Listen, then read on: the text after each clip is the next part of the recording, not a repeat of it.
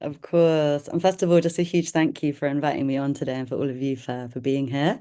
It's great to see some familiar faces, and also I'm really looking forward to getting to know some new ones as well.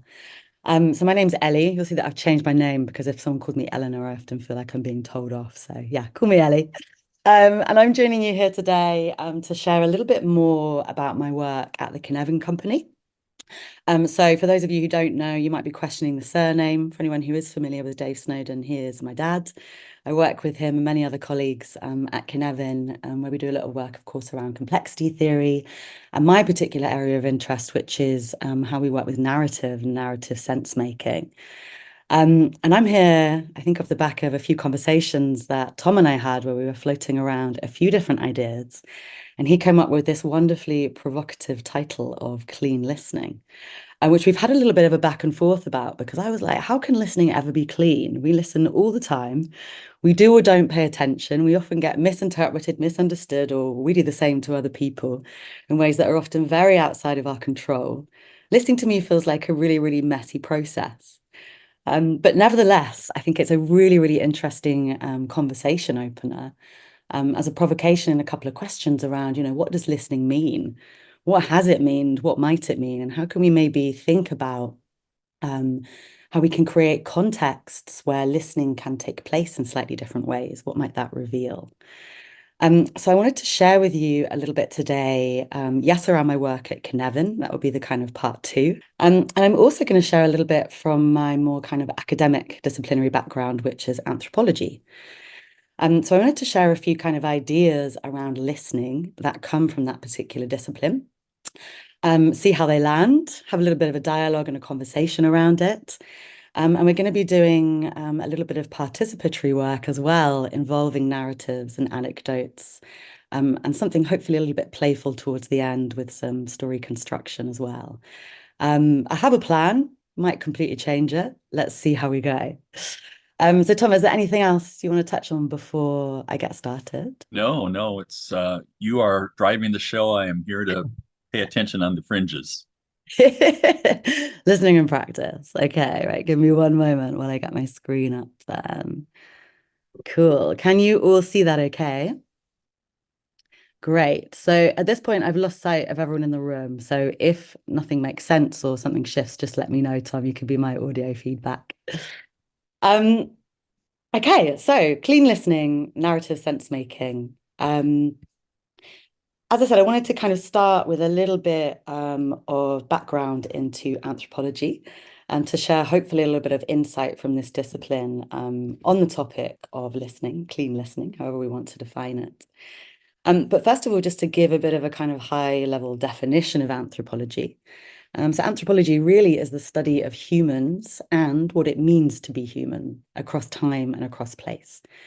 So as a subject, it's all about exploring culture, habits, behaviors, rituals, values, belief systems, and worldviews as different ways of scaffolding our experiences and of being in the world. And I wanted to just give a bit of a definition of worldview here because it's a word that I'll probably be kind of returning back to throughout the talking parts of today. From this book here, Douglas Hine, which is on one of my pile of many books that I have started and not yet finished. Which are surrounding me at the moment.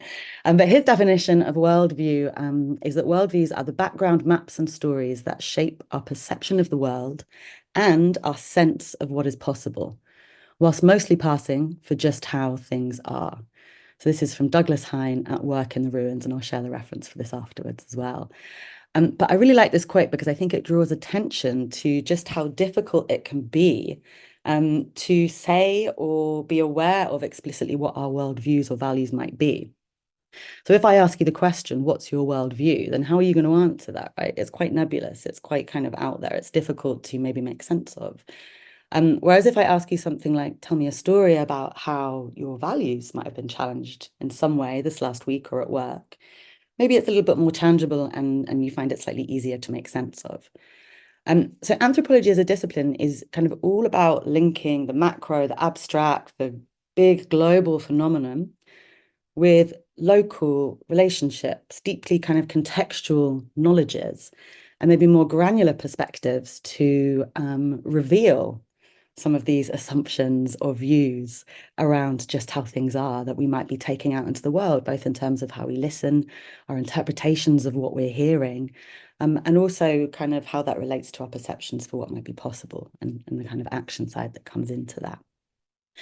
Um, and I'll share what I often share when I talk about anthropology, which is as a subject, it is more well known for problematizing problems than offering anything in the way of a neat solution.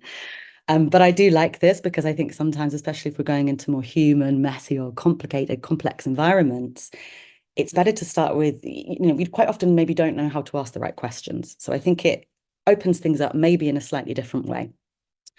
And it kind of does this by bringing in different perspectives to see things from not one, but from multiple angles.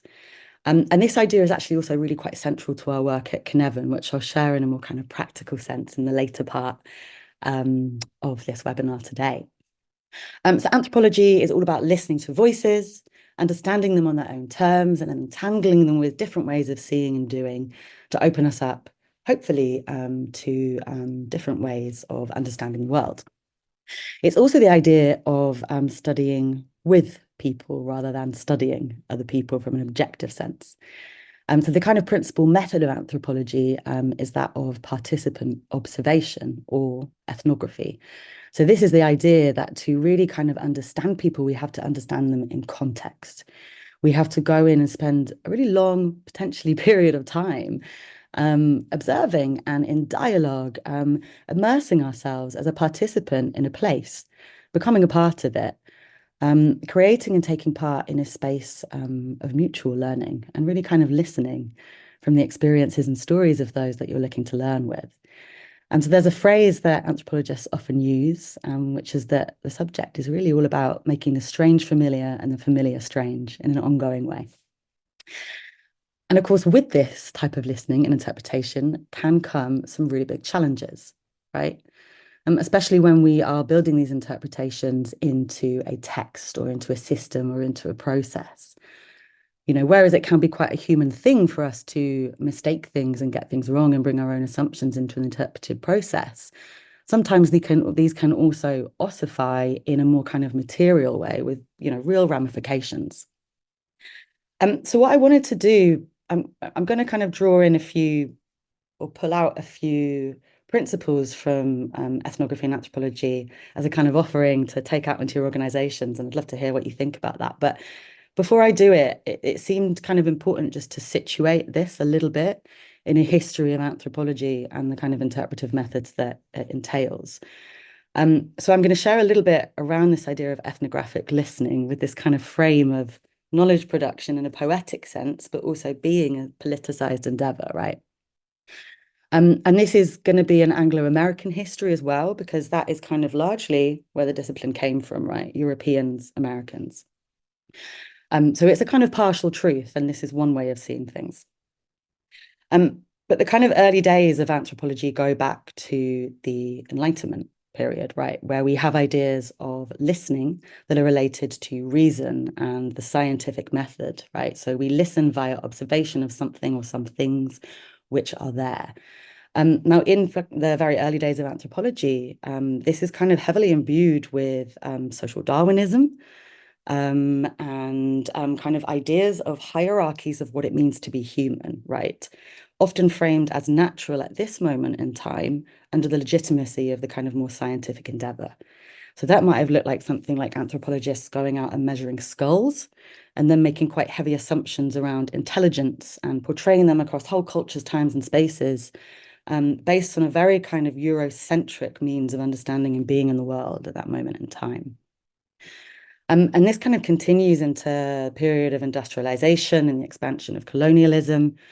And you get sort of lots of missionaries and very wealthy Europeans traveling and documenting different cultures and places. Again, often in quite kind of ethnocentric or judgmental ways, right? Or framed in ways that really further armed some of the more insidious interests of colonialism at the time. And within this, we get these kind of fairly polarizing narratives, again, of what it means to be a human, where cultures might be kind of posited as civilized or primitive, right? And we get this very unilinear modernity narrative that's kind of emerging around human development and change.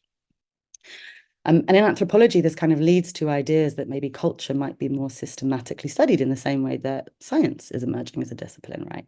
By gathering data, by taking cultural artifacts and putting them in little curiosity cabinets to be studied and looked at, freezing them in terms of meaning and potentially romanticizing a story around that, right? And we get this idea of anthropology that is quite sort of armchair, if you like. It's to do anthropology is to be a distant observer of facts and to bring your objectivity in to describe what it is that you see in front of you. Um, and then, this is very whistle-stop tour through history, by the way, as well. There's lots more you could read on this, but we kind of move into the early 20th century. And, the way that culturally we're understanding listening is shifting at this time as well. So we get, we've got two world wars. We have the emergence or understanding of cultural relativism. We've got post-colonial theory, the emergence of psychoanalysis as well, where listening is understood to be something that isn't just what's there, but also about maybe what's not being said, something that's maybe more unconscious, something that might require a more expert interpretation of hidden motivations that might in some way be driving things and behaviors. And anthropology at this time becomes more about field work and a slightly deeper immersion, right? Still within Europe and America.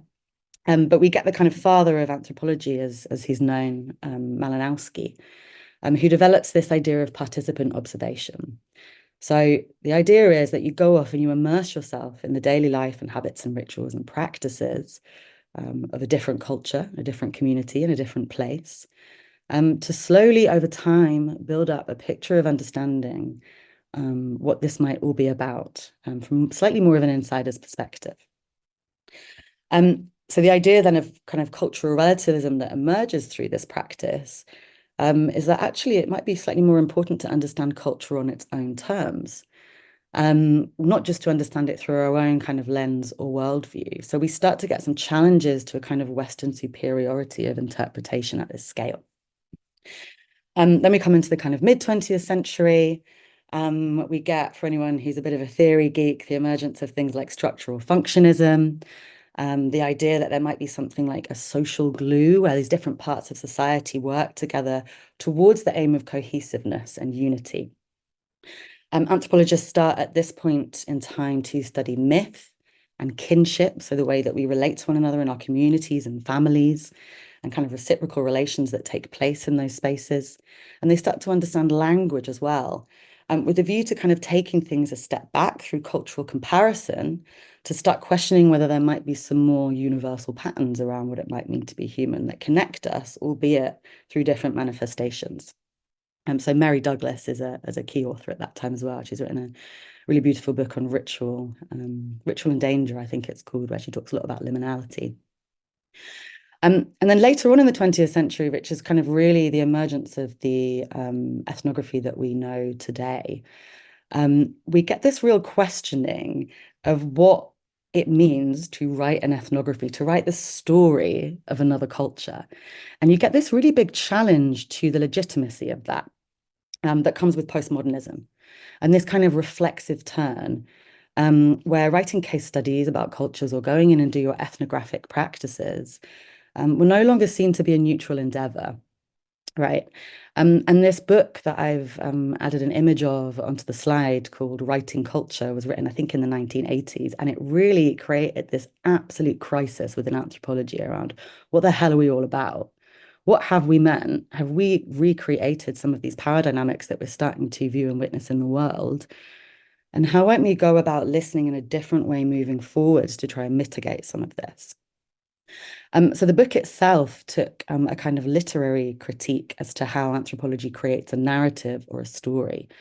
But it was actually the kind of debates that ensued around it that started to question things and think about the biases that went into that mode of creating knowledge itself.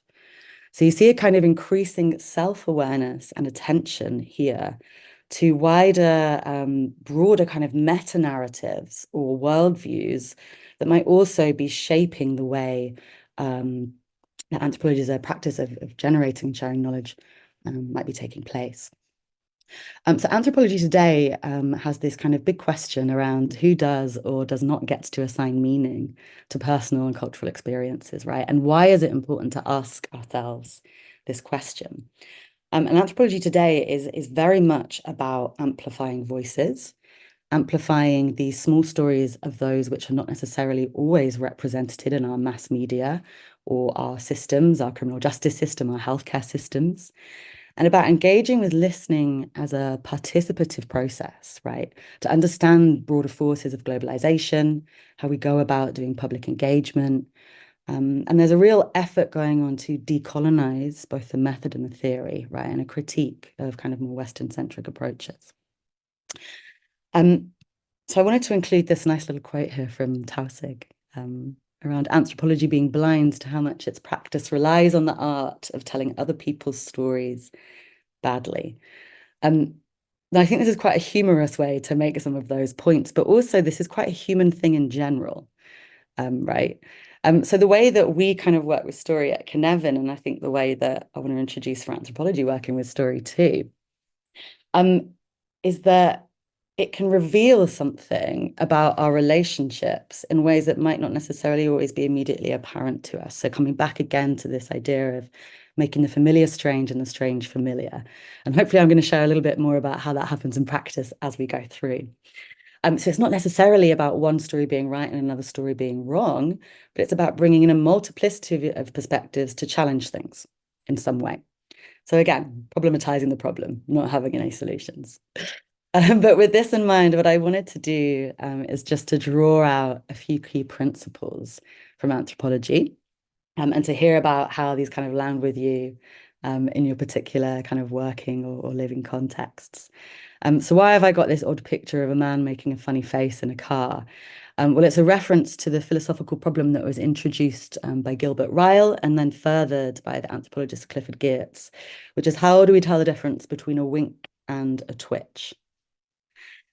Because the two movements of a wink and a twitch are mechanically exactly the same, but the difference between them is huge.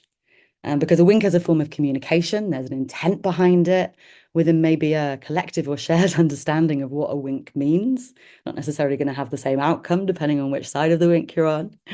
Whereas a twitch doesn't necessarily have a real message in a social setting, right? Other than, maybe it's a symptom of tiredness when our eye twitches a little bit. So it might be a message from your body, but it's not necessarily something that is shared in that broader context. So in the words of Clifford Geertz, the winker can tell what he was trying to do, but the twitcher will deny that he was trying to do anything. So Clifford Geertz talks about this idea of the difference between a wink and a twitch to introduce an idea of thick description. So this is the idea that when we are describing our worlds, we can detail the actions, but there's also going to be a broader meaning that is very, very based on that kind of context itself. So it's the idea of description and also meaning coming together in this space. And thick description is often used in the kind of world of research, where we talk about the difference between quantitative and qualitative. We have this idea of survey data, numerical data, giving us a huge amount of information at patterns at scale, but it's quite thin because it doesn't necessarily tell us why something is important or how it shows up in someone's lives. So the example, biodiversity to give a kind of example of this, I might go out into my garden and count the number of butterflies that I see there and the number of roses. And this gives a numerical output, but it doesn't tell me why it's important to be doing this in the first place or what the relationship between these different elements might be. So the idea is with thick description, that by gathering this type of data, we can explore more cultural factors or elements that might be showing up for people in their day-to-day lives. And the thick description really tells us about what matters to people and why, and it's a big part of ethnography today. The second principle that I wanted to introduce here is that of ethical listening and bias. So some of you are probably familiar because we talk about this a lot at Cynefin, of this theory of epistemic justice from Miranda Fricker, or the fairness of knowing.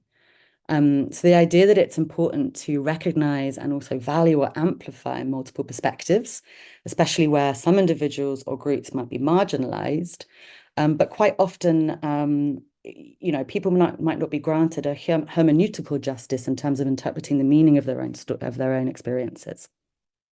So Miranda Fricker talks about epistemic justice and also this idea of testimonial smothering, where a person, because of their identity or some other form of social characteristic, might be ignored or their views dismissed, their opinions brushed aside in some way, a kind of social silencing, if you like.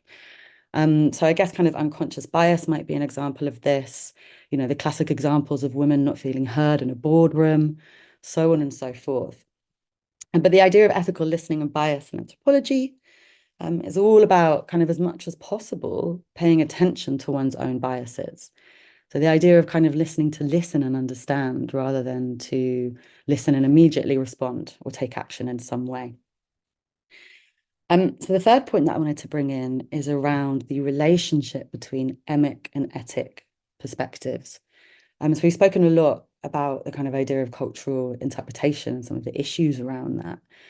So anthropologists kind of bring in these distinctions. So emic is understanding behavior or what's going on from an insider's point of view. And etic might be understanding that from an outsider's perspective, which might be framed as subjective and objective. But I think it's a bit more complicated that I'm sure we can go into it a little bit later. But it's not necessarily about privileging one over the other, but it's about, ensuring that both are there, because both might be useful for a richer, nuanced, maybe more multi-layered understanding around what's going on. So it's the idea that by combining these two perspectives, we could potentially reveal something about assumptions and biases in an ongoing space of learning. So emic, insiders, empathy, seeing something on someone's own terms, etic, maybe about a broader perspective or wider strategy, the bigger picture. And the final thing on this is the idea around listening as a participative perspective, or sorry, a participative process. And so holding that idea of both the emic and etic being of value, as I said, kind of maybe in that process of sharing and in dialogue, something new is made visible. And so through dialogue and discovery, we get this sense of kind of mutual learning over listening and maybe research, or doing surveys in your organization as being something that's purely extractive, listening to dissect information or knowledge as a bit or an atom, rather than being something that we share in a relational kind of setting or context. So listening as a participative process is the idea that meaning can emerge via this dialogue, with all parties included in the process itself. And I guess kind of underpinning all of these principles of anthropology is the idea that context and culture are everything, in terms of creating environments to kind of foster good listening. But how can we do this? And the way that we kind of often focus on in Cynefin, and this is one way, there's many, many more, is by listening to stories and narrative and narrative ways of knowing, right? Because culture and context are often quite intangible. They're often quite woolly. Like I said before, you can't necessarily name them. It's not a noun, it's a verb, it's an ongoing process. A narrative represents this very interesting way of revealing these kind of human and non-human constraints, as we experience them. So the final little point I wanted to share in this part before we go into a breakout room, is, what do we mean by a story? What do we mean by a narrative? And there's lots of different ways to define narrative and story, and of course, to go about looking at them, right? In the world of research, quite often people distinguish between the idea of a big story and a small story. So we might have these kind of broader meta-narratives or kind of mass media messages that we are interacting with, that are shared in our texts, in our myths. But we also have these small stories, the stories that we share in our everyday through conversation, the stories where we're making sense of that which is going on around us. And I think story is an interesting thing to play around with when it comes to listening, because quite often we hear this story, this idea of kind of being stuck in a story, like the story is maybe somehow false, that we might need to be pulled out of it in some way. And certainly, I think in a kind of therapeutic relationship, that's really key and it can be really important. And I know there's a lot of work there that plays around with the idea of using narrative to kind of disrupt those particular stories that might be sticking and making us see things in a certain way. But this isn't always the context that we're in when we're thinking about story and listening. Um, so in kind of our line of work, we focus a little bit more on this idea of a small story, and the stories that we tell ourselves and each other, the kind of oral histories, the anecdotes that we choose to share in conversation, and that stick with us and travel with us. The stories where we share something that we've learned or meaning that's been made, right? And this is the idea of Homo narrans or storytelling animals. And again, I will share this book afterwards, but this is a great one. If anyone wants to delve a little bit deeper into this. And the author of this book, Storytelling Animals, Jonathan Gottschall, has this lovely quote where he says that human beings are soaked to the bone in story.